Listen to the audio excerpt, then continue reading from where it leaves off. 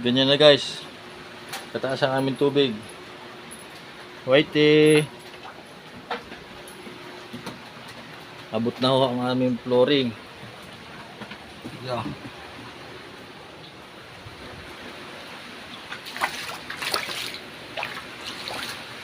Pumapasok na siya sa loob. Yan guys. Ibig sabihin yan guys, hanggang bayawang na yan.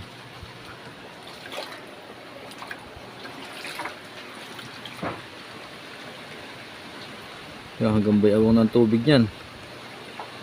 Taas na yan. Oh, pumapasok na oh.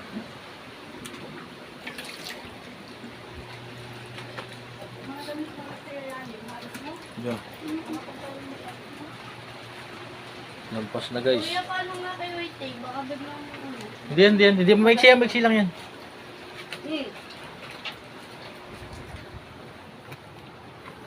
Pasok na guys, oh.